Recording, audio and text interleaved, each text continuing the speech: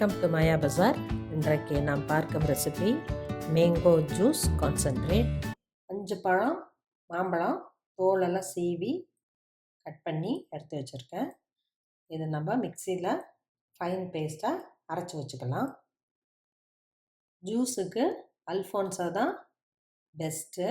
அல்ஃபோன்ஸா கிடைக்கலன்னா பங்கனப்பள்ளி, இமாம் பசந்த் போன்ற பழங்களை யூஸ் பண்ணலாம். நார்பழம் கூடாது. மாம்பழத்தை ஃபைன் பேஸ்ட்டாக அரைச்சி வச்சுருக்கேன். தண்ணியெல்லாம் ஊற்றக்கூடாது, கெட்டியாக அரைச்சி வச்சுக்கணும். நம்ம கான்சன்ட்ரேட் தான் பண்ண போகிறோம். ஜூஸ் 4 கப்பு கிடச்சிருக்கு. சர்க்கரை 2 கப்பு போடலாம். 2 கப்பு சர்க்கரை போட்டிருக்கேன். தண்ணி 2 டம்ளர் ஊற்றுறேன்.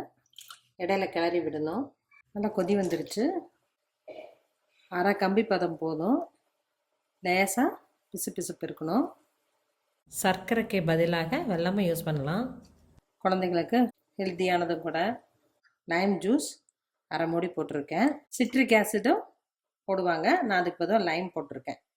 இப்போ ஆஃப் பண்ணிடுவோம். நல்லா ஆற விடணும். ஆறின விட்டி ஜூஸை கலந்துருவோம்.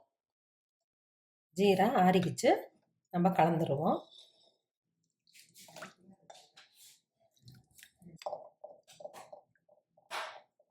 கண்ணாடி பாட்டிலில் தான் போடணும். ஃப்ரிட்ஜில் ஸ்டோர் பண்ணி வைக்கிறோம் கான்சன்ட்ரேட்டை. அதனால் பாட்டிலை வந்து சுத்தம் பண்ணி ட்ரையாக வச்சுக்கணும். கண்ணாடி பாட்டிலில் ஸ்டோர் பண்ணிவிட்டேன்.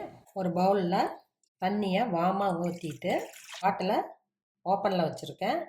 இந்த வாம் வாட்டரில் வச்சுட்டு சுடு தண்ணி கூலான விட்டி நம்ம பாட்டில் எடுத்து ஏர் டைட்டாக பண்ணி ஃப்ரிட்ஜில் வச்சுக்கலாம். கான்சன்ட்ரேட்டுங்கிறதுனால நம்ம பாலோ தண்ணியோ கலந்து குடிக்கலாம். சில்லாக வேணுங்கிறவங்க பாலை ஃப்ரிட்ஜில் வச்சுட்டு அப்புறம் கலக்கலாம். 1/4 டம்ளர் ஜூஸ் விட்டுருக்கேன். பால் அரை டம்ளர் கலந்துருக்கேன். நல்லா மிக்ஸ் பண்ணிக்கலாம். மேங்கோ மில்க் ஷேக் எல்லாருக்குமே ரொம்ப பிடிக்கும். மேங்கோ ஜூஸ் ரெடி ஆயிடுச்சு. இந்த சீசனில் வாங்கி ஸ்டோர் பண்ணி வச்சுக்கிட்டோம்னா 2 மாதத்துக்கு நம்ம யூஸ் பண்ணிக்கலாம்.